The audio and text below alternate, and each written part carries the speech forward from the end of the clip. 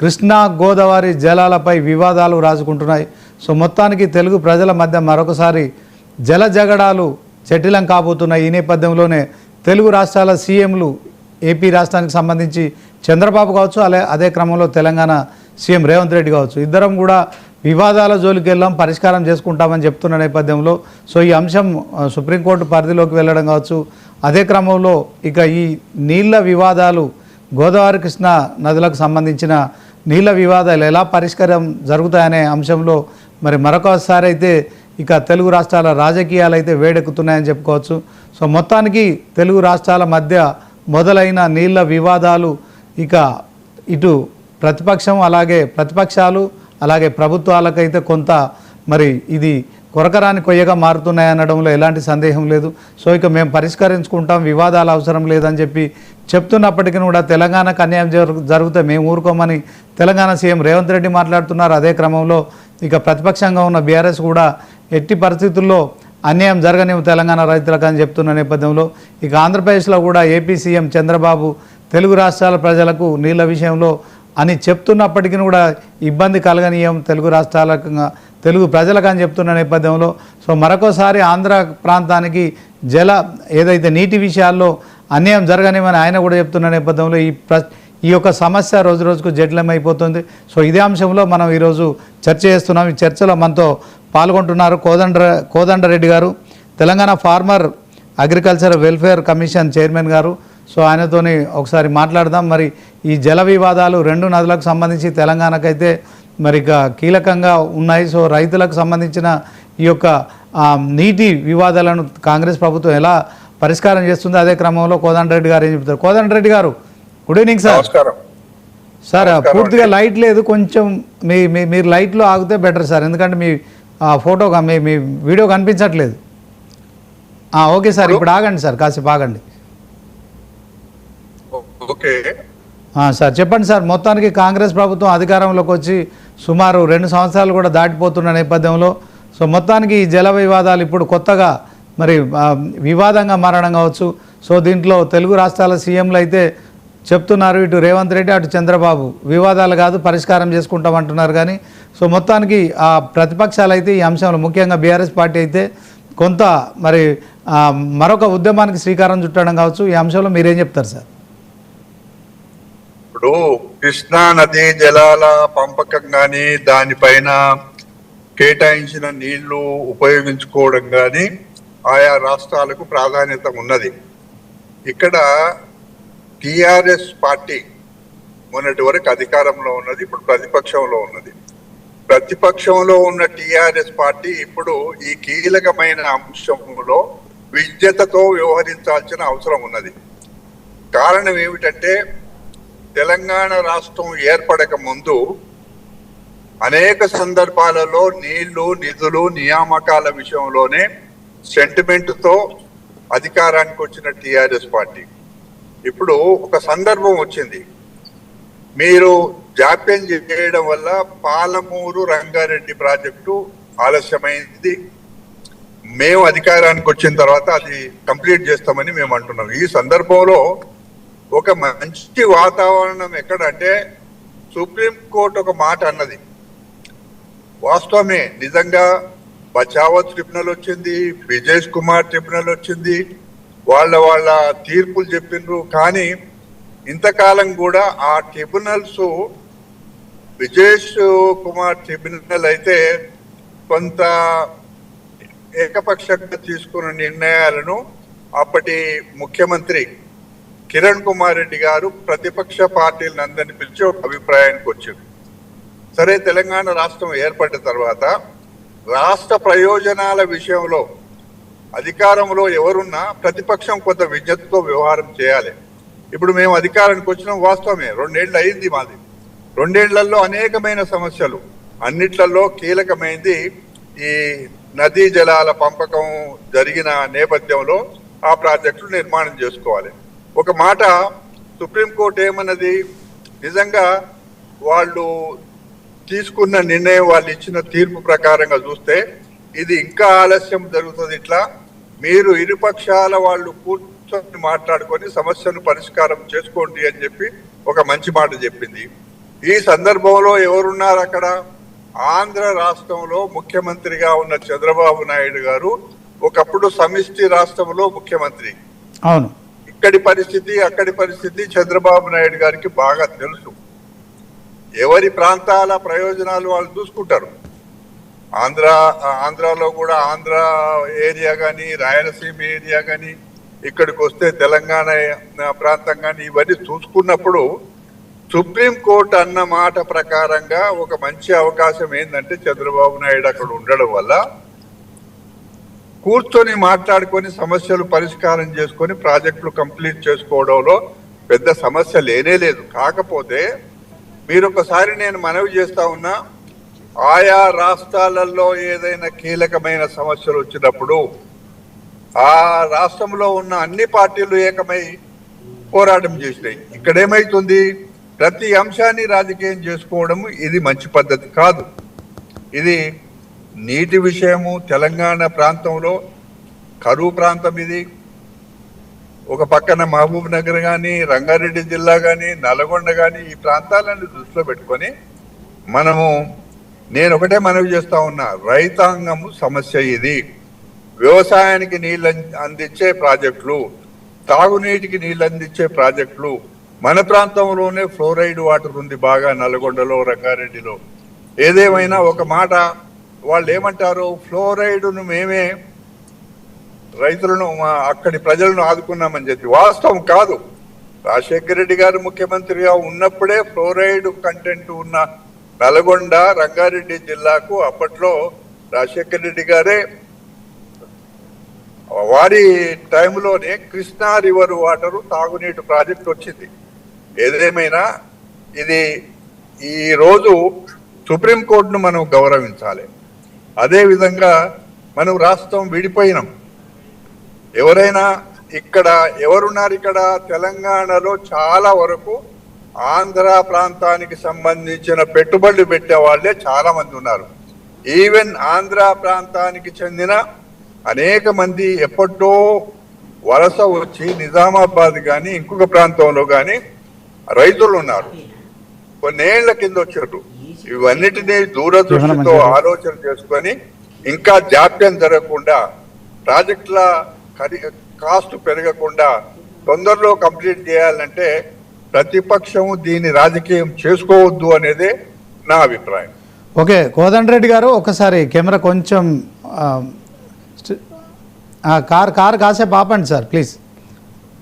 So okay, కృష్ణానది పంపకాల విషయంలో అది కొంత సమస్య జటిలంగానే ఉంది. సో దాంట్లో బీఆర్ఎస్ హయాంలో జరిగింది ఆ అగ్రిమెంట్ అని మీరు చెప్తున్నారు. అదే క్రమంలో ఇప్పుడు మీరు అధికారంలో ఉన్నారు, 2 సంవత్సరాలుగా మీరేం చేస్తున్నారు అని చెప్పి వాళ్ళు ప్రశ్నిస్తారు. ఇక గోదావరి విషయానికి వస్తే, గోదావరి జలాల విషయానికి వస్తే ఓవరాల్గా ఇప్పుడు ఏపీ ప్రభుత్వం మరి ఇప్పుడు నల్లమల సాగర్ ప్రాజెక్టు నిర్మించాలనుకుంటుంది కదా సార్, దీంతో తెలంగాణ ఎడారిగా మారుతుందని బీఆర్ఎస్ ఆరోపిస్తుంది కదా, దానికి సంబంధించి ఏం చెప్తారు సార్?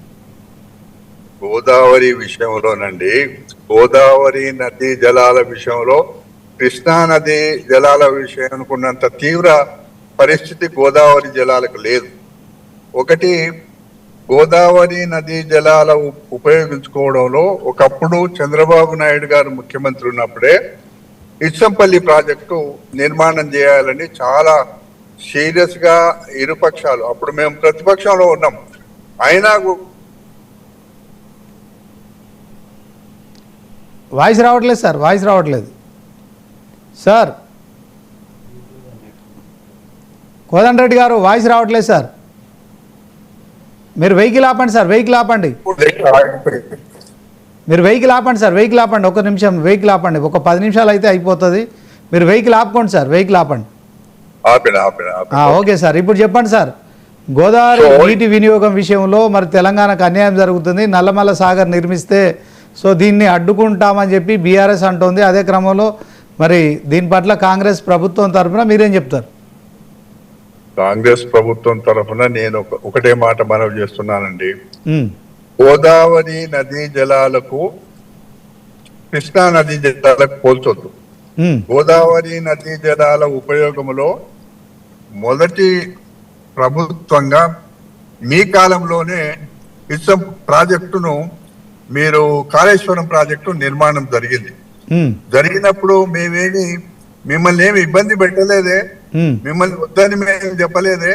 అయినా కూడా కట్టిన తర్వాత కట్టిన కొంతకాలంలోనే అది కుంగిపోయింది. దాని విషయంలో ఆలోచన చేయాలి. అదే కాకుండా ఇదివరకు మనము ప్రయత్నం చేసిన ఇచ్చంపల్లి కానీ ఇంకోటి కానీ మనము దీనివల్ల బహుళ ప్రయోజనాలు ఉన్నాయి. ఈ కోణంలో ఆలోచన చేయాలి. కానీ ప్రతిదాన్ని అడ్డుకుంటాం, ఉద్యమం చేస్తాం, ఇదే మాటలండి. మీరే ప్రతిపక్షంగా మీరైనా బాధ్యతతో ఉండాలి. కానీ ఇప్పుడు రైతులను చూస్తారా, మీరు మీ రాజకీయ ప్రయోజనాలు చూస్తారా? ఇక్కడ ఉండే ప్రజల ఆలోచన చూడాలి. మీరు ఎంతసేపు రాజకీయం చేసుకోవడం, తెలంగాణ సెంటిమెంట్ను వాడుకోవడం, ఇది మాత్రం మంచి పద్ధతి కాదు. నల్లమల సాగర్ అనేది తెలంగాణకు ఇబ్బందులు కలిగించే రైతులకు కానీ, తర్వాత ఈ నీళ్ళ విషయంలో మరి ఆంధ్రాకి మాత్రమే ప్రయోజనం జరుగుతుందనే అంశంలో మీరు దీన్ని ఏకీభవిస్తారా? దీని పట్ల ఏం చెప్తారు సార్? చూడండి, అది ఇద్దరు కూర్చొని మాట్లాడుకున్నప్పుడు గోదావరి నది జలాల ప్రస్తావన కూడా వస్తుంది. అప్పుడు చంద్రబాబు నాయుడు గారు అక్కడ ముఖ్యమంత్రిగా ఉన్నాడు, ఇక్కడ రేవంత్ రెడ్డి గారు ముఖ్యమంత్రిగా ఉన్నారు.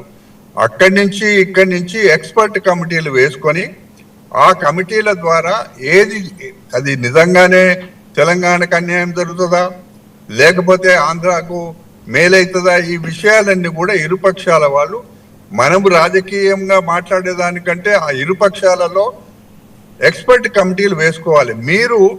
మీరు ప్రతిపక్షంగా ఉన్న మీరు ఆ కమిటీల ముందు మీ అభిప్రాయం ఏందో చెప్పండి. తప్పకుండా ఎక్స్పర్ట్ కమిటీ దాని విషయంలో ఆలోచన చేస్తుంది.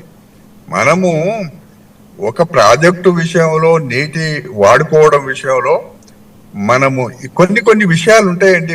కొన్ని విషయాల్లో నా అభిప్రాయంలో నేను శాసనసభ్యుడిగా ఉన్నా, ప్రతిపక్షంలో ఉన్నా, అధికారంలో ఉన్నా, కానీ రాష్ట్రంలో కాంగ్రెస్ పార్టీ ఎప్పుడు కూడా తెలుగుదేశం పార్టీ అధికారంలో ఉన్నప్పుడు కానీ, టిఆర్ఎస్ పార్టీ అధికారానికి వచ్చినా కానీ మేమేనాడు రాజకీయాలు చేసుకోలే. కీలకమైన అంశాలలో, రైతులకు సంబంధించిన అంశాలలో ఒక పక్కన నదీ జలాలు అవసరమే, ఇంకొక పక్కన మీరు నిర్లక్ష్యం చేసిండ్రు, మైనర్ ఇరిగేషన్ నిర్లక్ష్యం చేసిండ్రు, మేజర్తో కలిపేసిండ్రు, చెరువులన్నీ ఎక్కడికక్కడ డిస్టర్బ్ అయిపోయినాయి. ఎప్పుడైనా మీరు ఆలోచన చేసిండ్రా? అందువల్ల నేను ఒకటే మనవి చేస్తా ఉన్నా, రాజకీయాలు చేయొద్దు, రాజకీయాలకు అతీతంగా రైతాంగాన్ని ఆలోచన చేయండి. వ్యవసాయము మెరుగైన పరిస్థితుల్లో ఉండడానికి, ఇంకా ఎక్కువ దిగుబడి రావడానికి, ఇక్కడ రైతులకు మేలు జరగడానికి ఆలోచన చేయండి. కానీ మీరు ప్రతిదాన్ని రాజకీయం చేసుకోవడము అనే మాట, ఇది ఒక ప్రతిపక్ష పార్టీగా మీరు 10 సంవత్సరాలు అధికారంలో ఉన్నారు, బాధ్యత మీది. గోదావరి నదీ జలాలు వాడుకోకపోవడం కానీ, కృష్ణా నదీ జలాలు అలకోట్ చేసినవి మీరు నిర్మాణం చేయకపోవడం కానీ తప్పు మీ దగ్గర పెట్టుకొని కోదండరెడ్డి గారు ఇప్పుడు బీఆర్ఎస్ పార్టీ అధికారంలో ఉన్న సమయంలో ఈ బనకచెర్ల కావచ్చు, అదే క్రమంలో ఇప్పుడు పేరు మార్చిన నల్లమల సాగర్ కావచ్చు, సో అప్పుడు నిర్మాణానికి కానీ ఆ ప్రాజెక్టు నిర్మించడానికి ఏపీ ప్రభుత్వం ప్రయత్నించలేదు. ఇప్పుడు చంద్రబాబు వచ్చిన తర్వాత దీనిపైన నిర్మించాలనే అంశాన్ని తెలంగాణకు సంబంధించిన మీరు కాంగ్రెస్ నాయకులుగా, మాజీ ఎమ్మెల్యేగా, అదే క్రమంలో మరి రైతు సంబంధించిన వెల్ఫేర్ కమిషన్ చైర్మన్గా, సో మీరు ఏం చెప్తారు దీంట్లో? ఆ ప్రాజెక్టు విషయంలో మరి బీఆర్ఎస్ చెప్తున్న దాన్ని మీరు ఏకీభవిస్తారు? అదే క్రమంలో చంద్రబాబు అంటున్నారు 3000 టీఎంసీలు సముద్రంలో కలిసిపోతున్నాయి, సో సముద్రంలో కలిసిపోయే నీళ్ళని వాడుకుంటే తప్పేంటని ఆయన ఈ దీని పట్ల కూడా మరి ఒక కమిటీ వేశారు. ఆ కమిటీలో కూడా పూర్తి స్థాయిలో మరి ఒకవైపు రేవంత్ మరి ఇటు తెలంగాణ ప్రజలకు చెప్పకుండా ఆ కమిటీలో ఉండడం కావచ్చు, సో దాన్ని వ్యతిరేకించకుండా దానికి అనుకూలంగా ఉన్నారనే వాదనలో మీరు ఎట్లా చూస్తారు? ఇప్పుడు అది నిజంగా ఇది ఇక్కడనే రాజకీయం అనేది ఇక్కడనే జరుగుతూ ఉంది. వాస్తవాలు చెప్పాలి మీరు. ఎక్కడైనా వారేమన్నారు, వాస్తవమే, గోదావరి నదీ జలాలు చివరిగా ఎక్కడికి వెళ్తాయి, సముద్రంలో కలుస్తాయి. కానీ ఆ గోదావరి నదీ జలాల ఉపయోగించుకోవడంలో చాలా ఆలస్యం జరిగింది. సమిష్టి రాష్ట్రంలో ఆలస్యం జరిగింది. ప్రతిపక్షం మొన్న రాష్ట్రం ఏర్పడిన తర్వాత తొలి ప్రభుత్వంగా మీ ప్రభుత్వమే వచ్చింది. మీరు చేసిన నిర్వాహకం ఏమైంది? ఇబ్బందులు పడ్డాం కదా. మేము దాన్ని ఏ విధంగా సరి చేసుకోవాలని మేము ప్రయత్నం చేస్తుంటే మీరు సరే బనకచెర్ల కానీ పేరు ఇంకోటి మార్చినా కానీ మీరు ఏమైనా ఎక్స్పర్ట్ ఆలోచన విధానం ఆ పక్కన ఈ పక్కన ఎక్స్పర్ట్స్ ఉంటే మంచిదా కాదా అనేది ఒక ఆలోచన. ఆ ఎక్స్పర్ట్ కమిటీ ముందు మీకేమైనా ఆరోపణలు కానీ మీకేమైనా సూచనలు కానీ ఇవ్వదలుచుకుంటే అక్కడ చేయండి. కానీ ఆదిలోనే అంశవాదం అన్నట్టు ఇది ఎట్లా జరుగుతా ఉంది? ఇది రావణ కాష్టంలో జరుగుతా ఉంది. కృష్ణా గోదావరి నది జలాల ఉపయోగం ఇప్పటికైనా మీరు మేల్కోండి, ఆలోచన చేయండి. తెలంగాణ రాష్ట్రం ఏర్పడిన తర్వాత ఈ ప్రాంతం బాగుపడాలి కదా. మేజర్ ఇరిగేషన్ ను సంబంధించిన విషయాలలో సహకరించాలి మీరు. ఇది కాదు, న్యాయం కాదు ఇది మీరు మాట్లాడు. కోదండరెడ్డి గారు, బీఆర్ఎస్ పార్టీ ఇంకొక ఆరోపణ కూడా చేస్తుంది. ఏంటి, కాళేశ్వరంను పూర్తిగా నీటిని నింపకుండా, రాష్ట్రంలో ఉన్న రిజర్వాయర్లు నింపకుండా, గోదావరి నదిని కూడా ఆ నీటిని కూడా పూర్తిగా పోలవరం నిండడానికి మరి తెలంగాణ సర్కార్ సహకరిస్తోంది ఏపీ సర్కార్కి అని చెప్పి కూడా ఆరోపణలు చేస్తుంది బీఆర్ఎస్ పార్టీ. దీని గురించి ఏం చెప్తారు సార్? ఇప్పుడు వాళ్ళకి పొద్దున్న లేచి నేను చూస్తున్నా కదా, నేను ఒక కమిషన్ చైర్మన్ గా నేను రాజకీయాలకు అతీతంగా మాట్లాడుతున్నా. అట్లాంటివి ఏమైనా మీరు నిర్మాణం చేసిన ప్రాజెక్టు విషయంలో మీరేమైనా సూచనలు ఉంటే ప్రభుత్వానికి చెప్పండి, కేంద్రానికి చెప్పండి. దాని మీద ఖర్చు అయింది 1,00,000 కోట్ల రూపాయల వరకు ఖర్చు చేసినట్టుగా లెక్కలే ఉన్నాయి, దాఖలాలు ఉన్నాయి. అంత డబ్బు ఖర్చు పెట్టిన తర్వాత ఆ ప్రాజెక్టును ఎట్లా ఉపయోగించుకోవాలనేది ఆలోచన ఉండాలి. ఇంకా అవసరమైతే ఈ ప్రాజెక్టు సహకరించకపోతే ఒకవేళ మనం దాన్ని రిపేర్ చేసుకోలేని పరిస్థితిలో ఉంటే ఇచ్చంపల్లి ప్రాజెక్టు గురించి కూడా ఆలోచన చేయండి.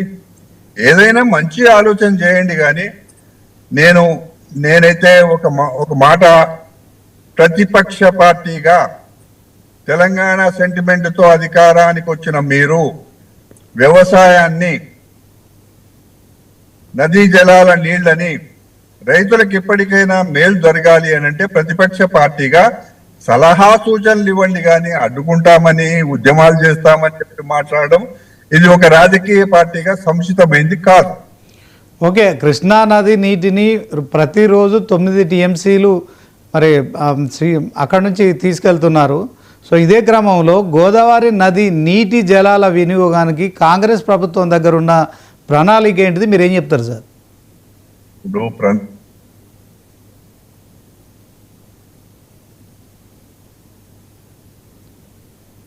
సార్ మ్యూట్లో పడ్డా, చూడండి సార్ ఒకసారి, వాయిస్ రావట్లే. మేము ఈ రెండు గోదావరి కృష్ణా నదీ జలాల విషయంలో వితిన్ ది పార్టీగా మేము దీంట్లో మంచేమిటి చెడ్డేమిటి, రాష్ట్రం ఏర్పడ్డ తర్వాత అప్పటి ప్రభుత్వం ఏం చేసింది, తప్పులు ఎక్కడ చేసింది, పొరపాట్లు ఎక్కడ చేసింది, ఎట్లా సరిదిద్దుకుందాం అనేది మేము వితిన్ పార్టీలో చర్చ జరుపుకున్నాం. రెండవది, మేము కేంద్ర ప్రభుత్వానికి మేము ఎప్పటికప్పుడు ప్రాజెక్టుల విషయంలో మేము పోతూనే ఉన్నాం. స్వయంగా సీఎం గారు పోతున్నారు, ఎప్పుడు ఇట్లా జరగలే. ముఖ్యమంత్రి గారు, తర్వాత ఇరిగేషన్ మినిస్టర్ గారు ఇద్దరు కూడా పోతున్నారు. మేము ఒక్కడ నిర్లక్ష్యం చేయడం లేదు. అందువల్ల నేను ఒకటే మాట మీ ద్వారా, మీ టీవీ ఛానల్ ద్వారా మనవి చేస్తున్నానండి. రాష్ట్రము ఏర్పడ్డది, రాష్ట్రం 1969 ఉద్యమం తర్వాత మళ్ళీ ఒక రెండవ ఉద్యమంలో ఏదైనా అప్పుడు కేంద్రంలో అధికారంలో ఉన్న కాంగ్రెస్ పార్టీ రాష్ట్రం ఇచ్చింది. రాష్ట్రం ఇచ్చిన తర్వాత మీరే అధికారానికి వచ్చిండ్రు. మీరు 10 సంవత్సరాలు ఉన్నారు, ఇవన్నీ ఎందుకు కంప్లీట్ చేయలేదు? ఎందుకు పాలమూరు రంగారెడ్డి ప్రాజెక్టు కంప్లీట్ చేయండి చెప్పండి. అది మీ తప్పిదమే. కానీ అప్పటికైనా మేము ఏమంటున్నాము, ఈ నీళ్లు తొందరగా ఉపయోగించుకొని 2 జిల్లాలు కూడా వెనుకబడ్డ జిల్లాలు, అదేవిధంగా గోదావరి నదీ జలాల విషయంలో మీకుండే సందేహాలు కానీ సూచనలు కానీ చెప్పండి. కానీ ప్రతిదానికి ఉద్యమం, ప్రతిదానికి విమర్శించడం, ముఖ్యమంత్రి గారిని డైరెక్ట్ గా విమర్శించడం, ఇదెక్కడి పద్ధతి అండి? ఇదెక్కడి రాజకీయం అండి? ఇది మంచి పద్ధతి కాదు. మీరు ఎప్పుడైనా ఒక మంచి సూచన చేసిండ్రా? మీరు అసెంబ్లీకి వస్తారు, ఒక్క రోజు ఉంటుంది, బైకాట్ చేసి వెళ్ళిపోతుంది. కీలకమైన అంశాల విషయంలో బైకాట్ ఎప్పుడు చేస్తారు? బైకాట్ చేసి బయటికి పోయి మళ్ళీ లోపలికి వచ్చేసేయాలి. ఏమిది పద్ధతి? మీది ప్రతిపక్ష పార్టీగా ఇంత కీలకమైన అంశాలు శాసనసభలో చర్చించాల్సినవి మీరు ఎజెండా పెట్టి మాట్లాడాలి. ఇవన్నీ ఇప్పుడు మనం బైకాట్ చేయడం అనేది, నిరసన తెలపడం అనేది రాజకీయాలలో అది ఒక అంశమే. సమావేశాలు